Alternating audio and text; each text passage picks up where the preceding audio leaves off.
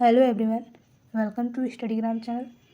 आइए आज हम जानने वाले हैं आधुनिक हिंदी साहित्य के इतिहास के अंतर्गत छायावादी कवि के प्रमुख प्रतिनिधि कवि जयशंकर प्रसाद जी के काव्य संग्रह के जो विवरण है उनको हम स्पष्ट रूप से इस वीडियो में समझने वाले हैं। तो छायावादी कवि के जो प्रमुख बोल सकते हैं स्तंभकार के रूप में किनका नाम आता है, तो जयशंकर प्रसाद जी का नाम आता है, जिन्होंने जो है छायावाद के एक स्तंभ के रूप में जाने जाते हैं। अगर प्रश्न पूछा जाए कि छायावाद शब्द का प्रयोग सर्वप्रथम किसने किया था, तो वह नाम आता है मुकुटधर पांडे जी का। तो नाम जब पूछा जाए किसने सबसे पहले नाम शब्द का प्रयोग किया छायावाद का, तो मुकुटधर पांडे जी। अगर प्रश्न पूछा जाए छायावाद के प्रवर्तक या स्तंभकार के रूप में किनको माना जाता है, तो जयशंकर प्रसाद जी को। तो इन्हीं के काव्य संग्रह का जो उनके विवरण है उसको हम इस वीडियो में समझेंगे। तो जयशंकर प्रसाद जी जो हैं वह 1890 से 1937 में उनका जो है उनका समय अवधि माना जाता है, यानी 1890 में उनका जन्म हुआ और 1937 में उनका जो है मृत्यु। तो इनका 1890 1937 के अंदर इनका जो है कुल समय अवधि है।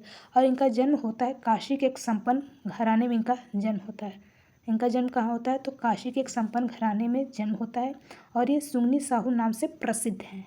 प्रश्न पूछा जाए सुन्नी साहू के नाम से कौन से कवि जो प्रसिद्ध हुए, तो जयशंकर प्रसाद जी। इन्होंने 8वीं कक्षा तक शिक्षा पाने के बाद बोल सकते हैं इन्होंने 8वीं कक्षा तक शिक्षा पाने के बाद घर पर ही जो है संस्कृत, हिंदी, उर्दू, अंग्रेजी सीखा। बाद में प्रारंभ में सबसे पहले इन्होंने जो है ब्रज भाषा में कविताएं लिखा करते थे जयशंकर प्रसाद जी, किंतु बाद में खड़ी बोली कविता करने लगे। बाद में किसकी कविता करने लगे, ब्रज भाषा के बाद, तो वे बाद में जो खड़ी बोली कविता करने लगे। इनकी काव्य कृतियों में भाषा छंद, भाव आदि की दृष्टि से अनेकता का रूप दिखाई देता है। कवि होने के साथ साथ ये गंभीर चिंतक भी थे जयशंकर जी। कामायनी में उन्होंने यंत्र तर्क पर आधारित समाज के जो चित्रण के साथ साथ शैव दर्शन के व्यक्ति का भी जो है क्या बताते हैं अभिव्यक्ति भी किया गया है। इस प्रकार आधुनिक होते हुए जयशंकर प्रसाद जी सहज जो है कि बोल सकते हैं प्राचीन गरिमा वैशाली परंपरा से जुड़ जाते हैं। इनकी काव्य रचनाएं देखते हैं तो इनकी काव्य रचनाएं सबसे पहले जो है आती उर्वशी 1909 में लिखते हैं। उसके बाद वन मिलन 1909 में, यानी उर्वशी इनको कहाँ मिलती है, इस तरह से याद रखते रहिएगा क्योंकि क्रम संख्या भी पूछा जाता है इनकी रचनाओं का कि इनका जो है रचनाएं कौन सी क्रम संख्या में बैठाना होता है। इस तरह से आप इस चीज़ को लिंक से जोड़ते जाएंगे तो आराम से चीज़ें याद हो जाएंगी। उर्वशी 1909, वन मिलन भी 1909 है।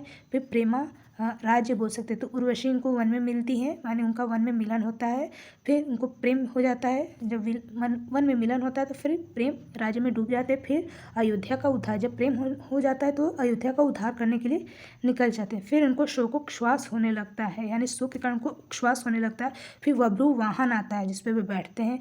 फिर वब्रू वाहन आता है तो वे कहाँ क्या करते हैं, फिर वे कानन कुसुम, यानी कानन कुसुम मतलब जंगल की ओर निकल जाते हैं। जब वब्रू वाहन होता है तो उसी वाहन पर बैठ कर वो कानन कुसुम यानी जंगल की ओर, समझ लीजिए कानन मतलब जंगल होता है, उधर की ओर निकल जाते हैं। फिर वो प्रेम के पथिक यानी प्रेम रूपी रास्ते में वो भटकने लगते हैं। फिर उनको करुणा यानी करुणा में यानी दुख में डूब जाते हैं। फिर महाराणा जी का उनको महत्व समझ में आने लगता है। फिर बाद में झरना, फिर आंसू के साथ फिर वो लहर, इस तरह से इनकी जो है संग्रह चलने लगते हैं, झरना, आंसू, लहर। फिर इसके बाद लहर के बाद उन्होंने कामायनी लिखते हैं 1935 में। जब झरना, आंसू, लहर ये सब लिखने के बाद फिर उनके अंदर जो है कामायनी जागृत होती है लिखने के लिए। फिर वो प्रेम पथिक की रचना, अगर पूछा जाए कि प्रेम पथिक की रचना वो किस भाषा में की गई, तो आप बताएंगे ब्रज भाषा में की गई है, किंतु बाद में इसे खड़ी बोली में रूपांतरित कर दिया जाता है। तो लिखने का श्रेय बोला जाएगा ब्रज भाषा में, लेकिन बाद में वो किस में रूपांतरण करते हैं, तो आप बताएंगे खड़ी बोली में। तो जैसा प्रश्न पूछे उस प्रश्न प्रकृति के अनुसार आपको उत्तर देना होगा। फिर यह भी उल्लेखनीय है कि कानन कुसुम और झरना के परवर्ती संस्करणों में निराला, पंत, महादेवी वर्मा छायावादी काव्य के प्रतिनिधि कवि हैं। कौन, तो मतलब उसके संस्करणों में इन लोगों का नाम भी आता है, निराला जी का, पंत जी का और महादेव वर्मा जी का जो है छायावाद काव्य के प्रतिनिधियों कवि है। और इन्हें रोमांटिक कवियों की दूसरी पीढ़ी माना जाता है। किसको, जो छायावाद के जो भी जितने भी प्रतिनिधि कवि हैं इन्हें हम कह सकते हैं कि किस तरह के कवि हैं, तो इन्हें रोमांटिक कवियों का दूसरी पीढ़ी माना जाता है। जयशंकर प्रसाद जी जो है पहले कहा जा चुका है कि छायावादी का एक विशेष सांस्कृतिक परिवेश की देन है। किसकी देन है, तो विशेष सांस्कृतिक परिवेश की देन। ऐसी स्थिति में किसी एक कवि का थोड़ा आगे जन्म लेने मात्र से प्रवर्तक कहना ऐतिहासिक भूल है। तो क्या कहा जा रहा है, आचार्य शुक्ल जी के अनुसार कहा जा रहा है कि किसी एक कवि को थोड़ा आगे जन्म लेने के मात्र से प्रवर्तक कहना ऐतिहासिक भूल है। चूँकि प्रसाद, निराला, पंत, महादेवी इसी समूचे परिवेश से प्रेरणा ले रहे थे जो पुनर्जागरण के नाम से विख्यात भी है। प्रसाद जी की जो काव्य संग्रह है वो झरना काव्य का द्वितीय संस्करण माना जाता है। प्रश्न पूछा जाए काव्य का द्वितीय संस्करण कौन सा मतलब इनका काव्य संग्रह है, तो वह है झरना, जिसे छायावती कविता में पहली बार सन्निविष्ट किया गया। किसे, तो झरना को। और ये 1929 नहीं बल्कि इसे 1927 में निकाला। जो जयशंकर प्रसाद के काव्य संग्रह है झरना को कब निकाला, तो 1927 में, 1927 में।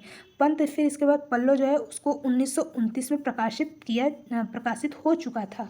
कब हुआ पल्लव, तो 1929 नहीं, माफ़ कीजिएगा, 1926 में पहले ही प्रकाशित हो चुका था। तो 1926 में पहले क्या प्रकाशित हुआ, तो पल्लव। फिर 1927 में प्रकाशित हुआ कौन सा, तो झरना। फिर परिमल में संग्रहित निराला की अधिकांश कविताएं मिलती है।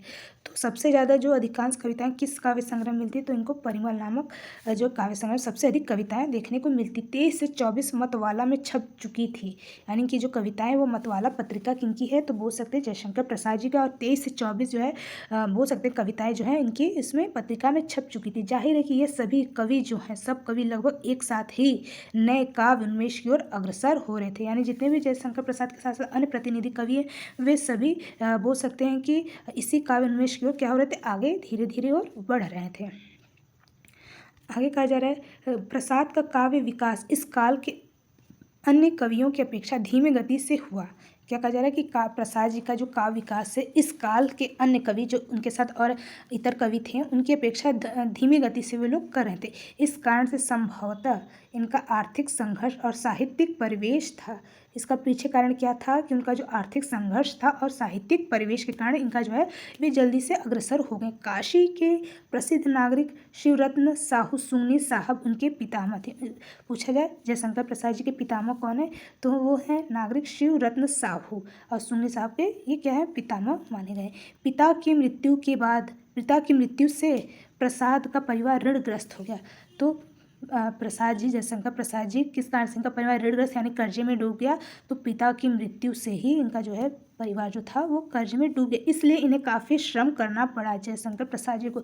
अधिकांश शिक्षा वे घर पर हुई और साहित्यिक परिवेश पुराने ढंग को कहा था। इस विकास की शुरुआत इंदु 1909 पत्र के साथ होती है।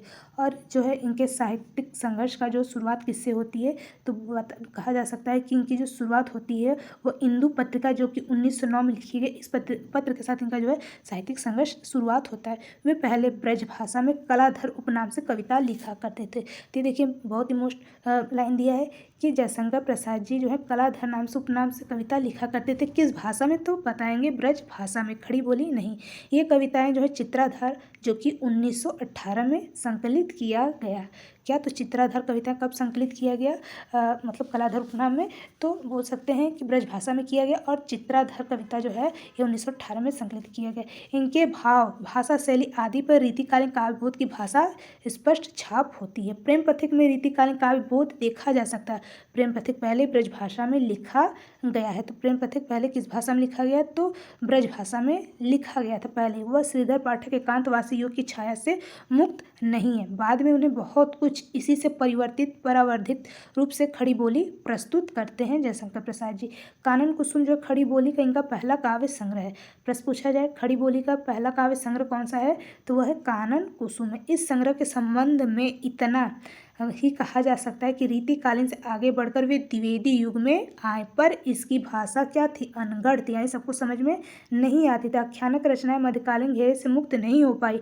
प्रेम पर कविताओं में व्यक्तित्व स्पर्श अवश्य बोल सकते हैं कि कविताओं के व्यक्ति स्पर्श अवश्य, करुणालय एक प्रकार का गीत नाट्य। करुणालय क्या है, जयशंकर प्रसाद जी का किस तरह का नाटक है, तो यह करुणालय एक प्रकार के गीति नाट्य। इसमें जो है करुणा की प्रतिष्ठा, पौराणिक कथानक को नए युग से जोड़ने का जो प्रयास दिखाई देता है। महाराणा का महत्व जो राष्ट्रीय आकांक्षा की झलक दिखाई देती है। तो किस काव्य संग्रह में राष्ट्रीय आकांक्षा की झलक दिखाई देती है, तो महाराणा का महत्व। झरना एक फुटकल कविताओं का संग्रह है। तो फुटकल कविताओं का संग्रह कौन सा है, तो झरना किस तरह का संग्रह है, तो फुटकल कविताओं का संग्रह जो सर्वप्रथम 1918 में प्रकाशित होती है झरना। इसका दूसरा संस्करण होता है 1927 में, कुछ नई कविताएं इसमें जोड़ दी जाती है। झरना काव्य संग्रह में उसका दूसरा संस्करण प्रकाशित होता है 1927 में, और इसमें कुछ नई कविताएं इसमें ऐड कर दी जाती है, जोड़ दी जाती है। पर अतिशय व्यक्तिक होने का मतलब कुछ कारणों से, व्यक्तिगत कारणों से वे बहुत कुछ सेंटिमेंटल है। कौन सी कविता, तो जो इनकी फुटकल कविता जो झरना हो, तो इसमें जो है किसी अन्य कारण से, व्यक्तिगत कारण से बहुत कुछ सेंटिमेंटल, भाषा की देखा जाए नवीनता की दृष्टि से भी इसे उल्लेख नहीं कहा जा सकता है। तो भाषा की जो नवीनता है उसकी नज़र से देखा जाए तो इसका जो है उल्लेख नहीं मिलता। प्रसाद के विकास का पहला चरण क्या है, आंसू है।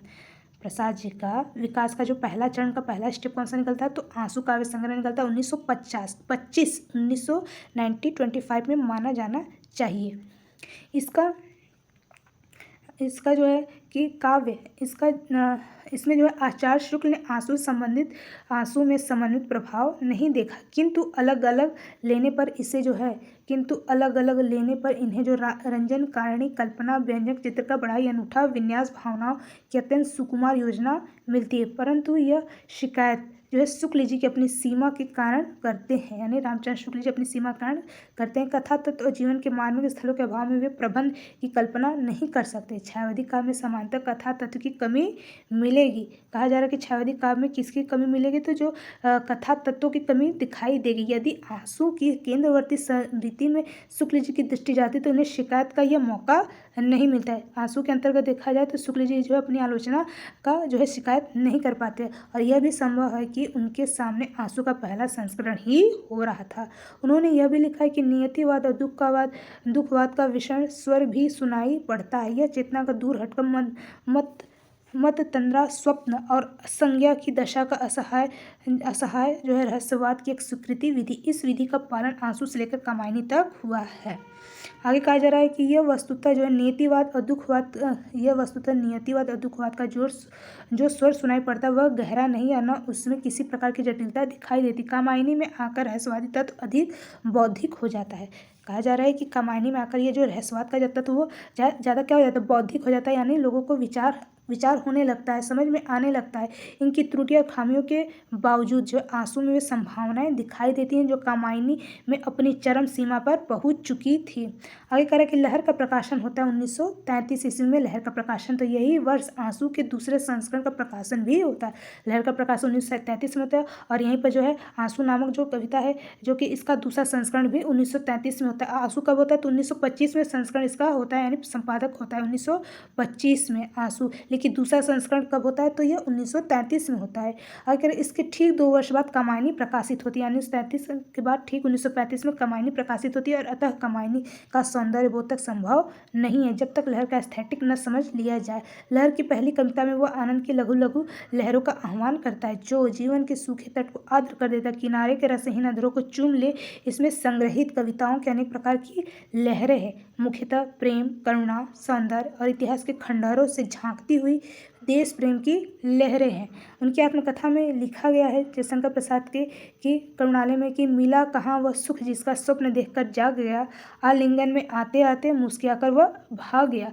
तो ये जो इनके आत्मकथा में ये चीज़ें जो है लिखा गया है, जिसमें वे अपने आत्मकथा के बारे में चीज़ें बताते हैं कि मुझे वह सुख कभी मिला ही नहीं, और जब वो स्वप्न देखता हूँ तो मुझे जब वो कैसा स्वप्न आता है, जब वो मैं जागते जागते वह स्वप्न देखता हूँ तो वो मेरे पास आते आते वो मुस्कुराकर मुझसे कोसों दूर भाग जाता है। या फिर कहते हैं कि स्नेह लिंगन की लतिकाओं का झुरमुट छा जाने दो। क्या कह रहे हैं अपने आत्मकथा में, तो कहते हैं स्नेह आलिंगन की लतिकाओं का झुरमुट छा जाने दो, जीवन धन इसे जले जगत को वृंदावन जाने दो।